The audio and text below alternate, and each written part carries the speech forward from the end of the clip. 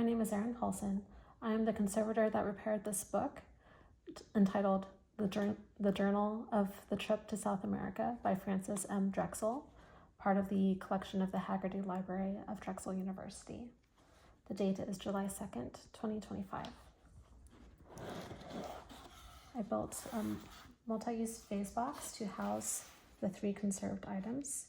It was one book that was bound in the early 20th century of a manuscript journal from 1826 to 1830 and a printed transcript.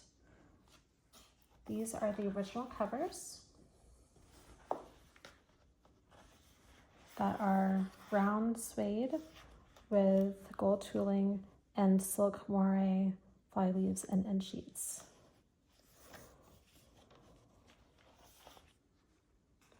Put those aside. You can see in the box that there are custom spacers made to hold the other 2 books in place. So this is the new printed transcript, and this is the original manuscript journal. We'll get to each of them in turn.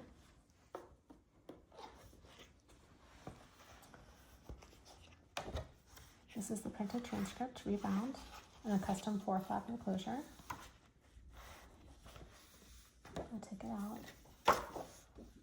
and put the enclosure back. And this is the box. So this is handmade cave paper, and these are Ramy band tapes made of vegetable fiber.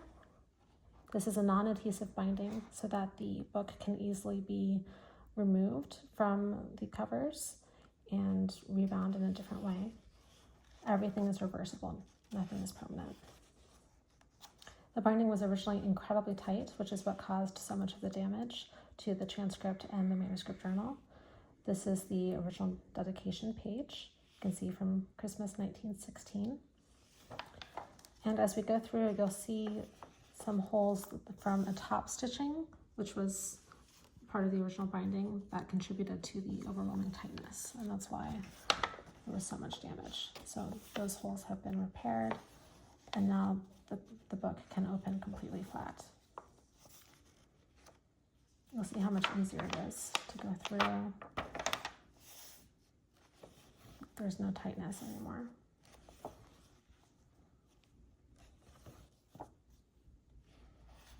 And we'll get to the end. More of the archival end sheets and the Ramy band tapes laced through the cover. Put this back.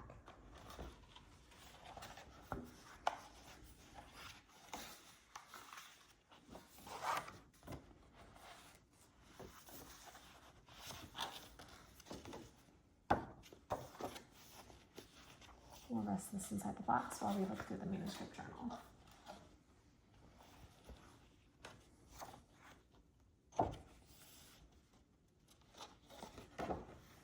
This is the original manuscript journal. It was sewn as one pamphlet binding with one large signature, which contributed to the damage, and it was bound too tightly with the transcript binding. This caused the cover to completely split and almost all of the pages to split, with a lot of information lost in the gutter.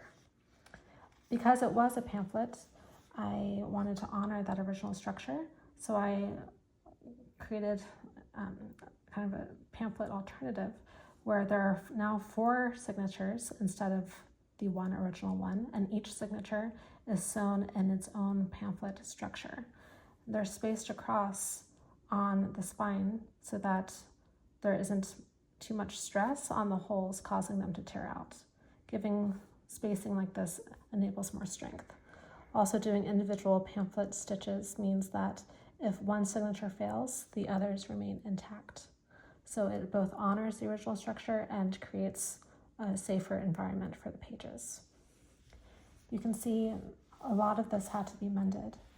Because the spine was completely gone, all of this is new material that was toned to match the cover, made of toned sekishio and toned arches. You'll see that the edges have also been repaired. And on the back, there's more repair work here. This was filled. This is the new spine area. All of this was filled. The interior cover was also filled and repaired with toned arches paper. And we have new archival fly leaves. This is another non-adhesive binding that is completely reversible. And you'll see as we go through a lot of the mending work that was done in the areas where there is missing information. Pages had to be filled and repaired, and everything was done with a non-aqueous mending technique because it's likely iron gall ink. So no unnecessary moisture was introduced to the text block. You can see a lot of the mending work and repair work done here and here on the edges. This continues throughout the book. Tried to make everything as seamless as possible. Now the book can open completely flat. There's no unnecessary tightness at the gutter, creating more stress on the pages.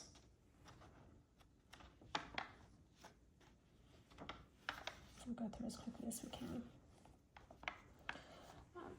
There were many scraps just floating because of the damage in the book, and those had to be puzzled back together very carefully to find the original page to which they belonged. At least one of the entries required as many as 8 different scraps to be puzzled back together. I'll see if I can find that page. Yes, it's this entry, September 26th, 1829. There were 8 different fragments in this area. Now everything opens very smoothly, and everything is protected in the original cover. I'm going to put it back in its profile.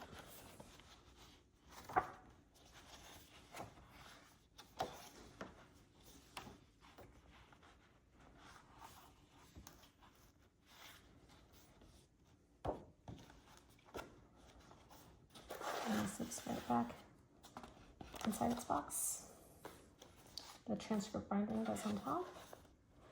And last but not least, the original suede covers.